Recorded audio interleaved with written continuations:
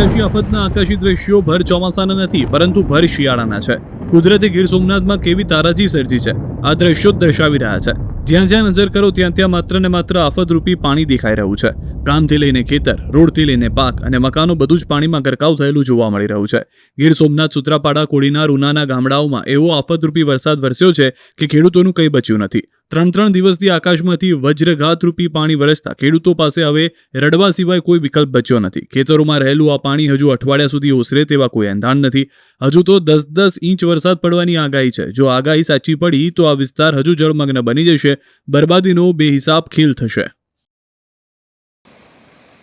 ગીર સોમનાથ પંથકના માવઠાએ વારો પાડી દીધો છે. ભર શિયાળે ફરી ચોમાસું અને કારતકમાં અષાઢી માહોલ જામતા ખેડૂતોને રડવાનો વારો આવ્યો છે.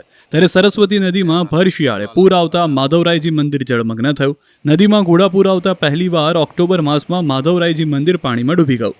પાણીનો એવો ધસમસતો પ્રવાહ આવ્યો કે માધવરાય ભગવાનની મૂર્તિ પર 8 થી 10 ફૂટ પાણી ફરી વળ્યું. મંદિર આખું પાણીમાં ડૂબી ગયું. જાણે વરુણદેવ ફરી માધવરાયજી મંદિરનો અભિષેક કરવા આવ્યા હોય તેવા દ્રશ્યો સર્જાયા. આ તરફ સતત વરસાદના પગલે ગીર સોમનાથના ખેતરો બેટમાં ફેરવાયા. એવો વરસાદ પડ્યો કે કૂવા છલોછલ થઈ ગયા.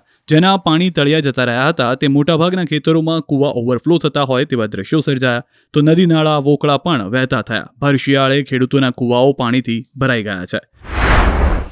આ બાજુ ભારે વરસાદના પગલે આજે પણ ગીર સોમનાથ અને કોડીનારના અમુક રસ્તાઓ બંધ છે. નદીઓના પાણી પુલ પરથી વહેતા વાહન વ્યવહાર માટે રૂટને બંધ કરવાની ફરજ પડી. ત્યારે કોડીનારથી અરણેજ જતો રસ્તો થયો બંધ. ફાસરિયા ગામ નજીક ખેતરોમાંથી પાણી રોડ ઉપર આવી જતા રસ્તો બંધ કરાયો, જેથી લોકોને લાંબો ચકરાવો ખાવો પડી રહ્યો છે. ખેતરો અને રસ્તાઓ જ નહીં, ગામની સોસાયટીઓમાં પણ પાણી ઓસર્યા નથી. કોડીનારના અરણેજ ગામની સોસાયટીમાં વરસાદી પાણી ભરાયા છે. શિયાળામાં જળબંબાકારની સ્થિતિ સર્જાઈ છે. સ્થાનિકોનું કહેવું છે કે શિયાળામાં ક્યારેય આવો વરસાદ જોયો નથી.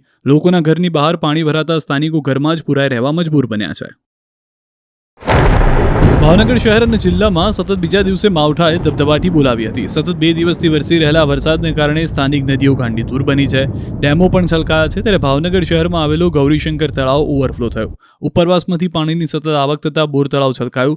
કારતક માસમાં પહેલીવાર તળાવ છલકાયું. ત્યારે તળાવના આકાશી દ્રશ્યો નયનરમ્ય લાગી રહ્યા છે. તળાવમાં ભરપૂર પાણીની આવક થતાં શહેરના પીવાના પાણીની સમસ્યા દૂર થઈ. તો અમરેલી જિલ્લાનો સૌથી મોટો ખોડિયાર ડેમ ફરી છલકાયો. ભારે વરસાદના પગલે ઉપરવાસમાંથી પાણીની આવક થતાં ધારીના ખોડિયાર ડેમના 2 દરવાજા ખોલવામાં આવ્યા. જિલ્લાના સૌથી મોટા ડેમના 2 દરવાજા 0.22 મીટર ખોલી પાણી છોડવામાં આવ્યું. 1200 ક્યુસેક પાણીની આવક થતાં 2 દરવાજા ખોલી દેવાયા. તો અમરેલીના ઠેબી ડેમનો એક દરવાજો ખોલવામાં આવ્યો છે. ઉપરવાસમાં પડેલા કમોસમી વરસાદને કારણે ઠેબી ડેમમાં પાણીની આવકમાં વધારો થયો છે. ડેમનો એક દરવાજો 0.30 મીટર સુધી ખોલવામાં આવ્યો છે. હાલ ડેમમાં 556 ક્યુસેક પાણીની આવક થતાં એટલું જ 556 ક્યુસેક પાણી છોડવામાં આવી રહ્યું છે. પાણી છોડાતા અમરેલી, પ્રતાપપરા, ફતેપુર સાથે ચાપાથળ સહિતના નીચાણવાળા વિસ્તારોને એલર્ટ કરવામાં આવ્યા છે.